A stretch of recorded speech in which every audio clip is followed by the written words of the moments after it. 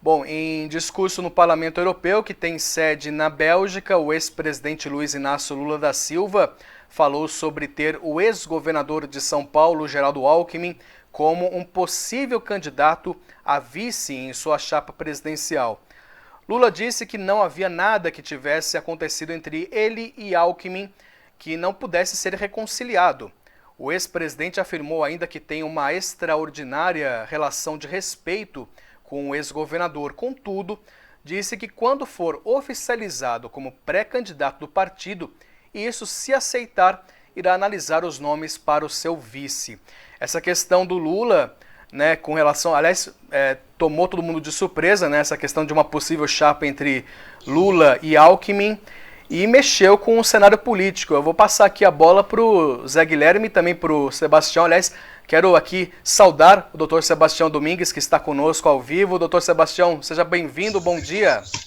Bom dia, Rodrigo, bom dia, Zé, bom dia a todos os nossos ouvintes evidentes. Muito bem. E aí, Zé e Sebastião, como é que fica essa questão toda, hein? Surpreendeu o cenário político, mas e aí, né?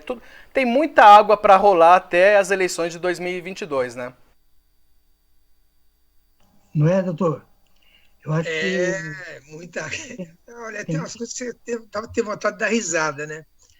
Porque essa história do Alckmin com o Lula, né? Na minha opinião, quem tem mais a ganhar com essa história é o Lula, né? É o PT, né?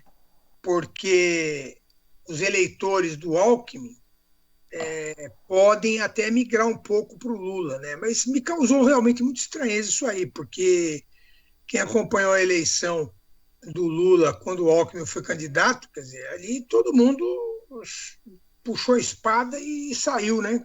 Querendo machucar o outro. Mas é a tal história, na política acontece muito isso, quer dizer, as pessoas divergem muito no embate, né? Mas como cidadãos socialmente integrados, educados, acabam convivendo. Agora, quem tem a ganhar mais com essa história, na minha opinião, é o PT, né? Porque isso aí poderia ser uma grande jogada para o PT, porque ele tirando o Alckmin da eleição para governador, aumenta muito a chance do Haddad ganhar a eleição no governo de São Paulo.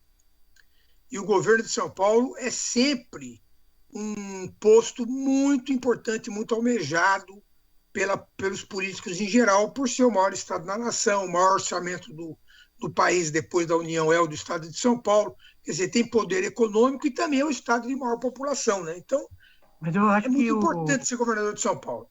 Eu acho que o Alckmin, ele sabe disso, né? Ele é uma pessoa inteligente, ele talvez seja um pouco da matreirice dele tá indo nessa jogada. Agora, aproveitando essa notícia, eu queria saber do senhor, doutor Sebastião, o Lula aí na Europa, em alguns fóruns, né, sendo bem recebido e, de certa maneira, ele está ocupando algum vácuo deixado pela política do presidente Bolsonaro, né? Quer dizer, Bolsonaro esqueceu um pouco dessas relações internacionais, principalmente com a Europa, e isso dá margem para que o Lula se apresente, né? Eu vi parte do discurso do Lula, né? Ele falou tudo que o pessoal quer ouvir, né? Vamos combater a fome no mundo, vamos olhar para o mundo, vamos ver a natureza. Ele falou tudo o que o pessoal quer ouvir, enquanto o Bolsonaro fala tudo o que o pessoal não quer ouvir. Tipo, floresta amazônica não pega fogo porque é úmida, né? Quer dizer, então é um contraste muito grande. Agora, o Lula é uma pessoa muito inteligente, né? A gente não pode tirar esse mérito dele. Então, ele fez um discurso, foi até aplaudido em pé, de novo, dizendo aquilo que as pessoas querem ouvir. É a mesma coisa que eu chegar na sua casa elogiando a sua sala, elogiando a sua cozinha, elogiando a sua casa. Ou então eu chegar na sua casa dizendo que sua casa é feia, sua porta está errada.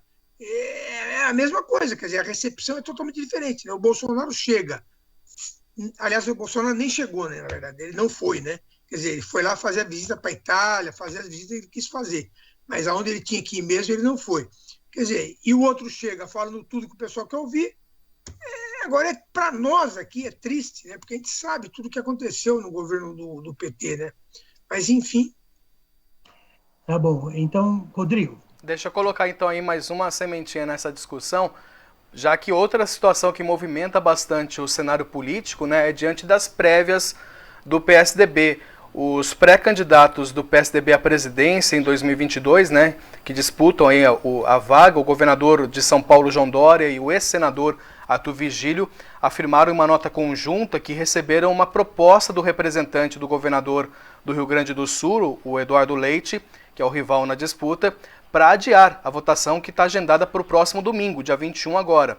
Em nota, as campanhas de Dória e Vigílio consideraram a proposta imoral e inaceitável. Para eles, adiar as prévias é casuísmo eleitoral. Os candidatos Arthur Vigílio e João Dória entendem que a democracia não pode ser adiada. As prévias do PSDB devem, portanto, ocorrer dia 21 de novembro, conforme programado, diz a nota aí o texto dessa nota. Procurado pelo jornal Estado de São Paulo, o Eduardo Leite disse por meio da assessoria que se alguém falou, foi ser a concordância dele. No Twitter, Eduardo Leite negou que tenha feito tal proposta, mas isso mostra que há uma rixa, a gente vê nos debates que estão ocorrendo em alguns canais de TV realmente essa situação, né, que está realmente emblemática, né? O PSDB está numa situação que, para se achar esse candidato que possa, de repente, enfrentar o Bolsonaro nas eleições de 2022 e de repente até ser uma... Se fala de terceira via, não sei se o PSDB entraria como uma terceira via, mas a situação realmente está complicada e mexe, né, com o cenário político eleitoral todo, né? Então, tá, é pena para tudo quanto é lado, né? Sebastião. Olha, na verdade é o seguinte, o Eduardo Leite desmentiu essa história da adiamento das prévias, conhecendo como as coisas funcionam, né, nessa guerra que se instalou, não é nada improvável que isso tenha sido fogo amigo. Quer dizer, o próprio Dória, o próprio alguém que está querendo minar a coisa, fez essa proposta e só para criar o tumulto, né? Ou então alguém realmente do Leite fez e se arrependeu, né? Porque não há motivo, na minha opinião, para adiar essas prévias. Na verdade, eu estou muito interessado nesse resultado, porque vai ser muito interessante. Porque se o Dória perder, que é uma possibilidade real, porque uma coisa é a pessoa dizer para você, eu vou votar em você. Outra coisa é ele chegar na urna e digitar seu número. Tem um espaço muito grande entre um fato e outro, principalmente se você é um governador de um estado importante, né? Quer dizer, então, todo mundo do estado de São Paulo está dizendo que vai votar nele, mas não vai, né? Muita gente não vai. Como é que o senhor viu o apoio do diretório aqui de São José ao Eduardo Leite? Eu achei de muita coerência, né? Eu, por acaso, assisti tanto a apresentação do Dória como do Eduardo Leite. O Eduardo Leite se colocou de peito aberto à conversa, aberto a diálogo, respondeu a todas essas perguntas, inclusive ao fato dele ser gay, se isso atrapalharia na eleição ou não. É uma pessoa que tem uma trajetória política semelhante à do PSDB de São José dos Campos, quer dizer, com muito pouco dinheiro e muita vontade. O Dória, ao contrário, ele se apresentou como candidato a presidente. Ele não se apresentou, na apresentação que ele fez aqui em São José, como pedindo voto para o eleitor, para a indicação das prévias. Ele se apresentou como candidato a presidente. Fez um show, né, um tipo de um showmício ali no ambiente, e foi assim que ele se postou. Então, o Eduardo Leite, por ter uma característica de uma política mais simples, mais direta, mais correta, mais no perfil do PSDB de São José dos Campos, era natural que o diretório daqui apoiasse o Eduardo Leite, como realmente fez. O Eduardo Cury foi o primeiro deputado do Estado de São Paulo que declarou o voto abertamente, deputado federal, né, ao Eduardo Leite. Isso, inclusive, deve ter mexido um pouco com a cabeça do Dória. Mas também o prefeito Isaías de Jacareí saiu na frente do Felício, também defendendo o Eduardo. Sim, não tem nem dúvida, mas eu digo, o peso do Cury é maior porque ele é deputado federal, né? Na bancada estadual de São Paulo. Então é um peso muito significativo, que tem repercussão nacional. Mas, resumindo, eu quero realmente ver o day after, porque o dia seguinte, né? Porque o Dória, na minha opinião, se ele perder, que é uma possibilidade que existe, né? Que talvez há 6 meses atrás essa possibilidade não existisse, mas realmente essa possibilidade existe. Se ele perder, na minha opinião, ele sai do PSDB no dia seguinte para ser candidato a presidente por outro partido. Essa é a minha opinião hoje, pode ser que mude, né? O Eduardo Leite, não sei o que ele vai fazer. Se ele perder, ele pode ser candidato a senador, deputado federal, alguma coisa assim, porque ele é contra a reeleição, tá certo? E grande parte das mudanças que ele conseguiu no estado do Rio Grande do Sul, que foram mudanças administrativas muito difíceis de serem aprovadas, foram aprovadas justamente porque ele não se coloca como candidato à reeleição.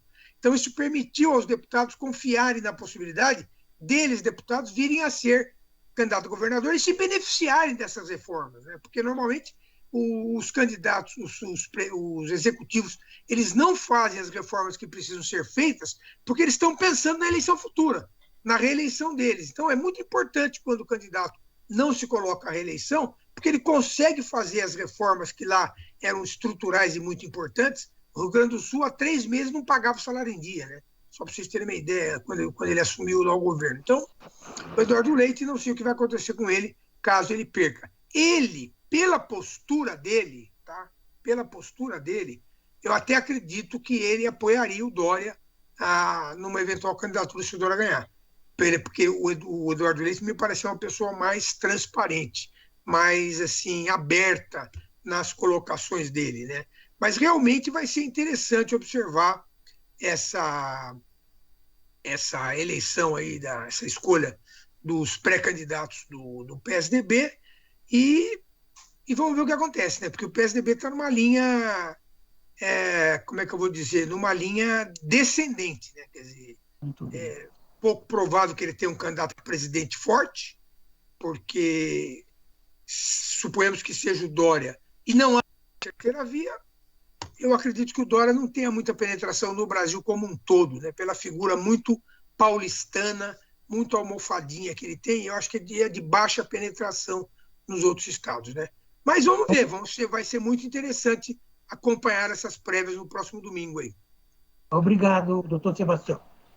Um abraço, boa quarta-feira, um dia lindo de sol para todos vocês. Obrigado, doutor. Doutor Sebastião Domingues, que é editor da coluna Na Visão, aqui no portal SP Rio Mais.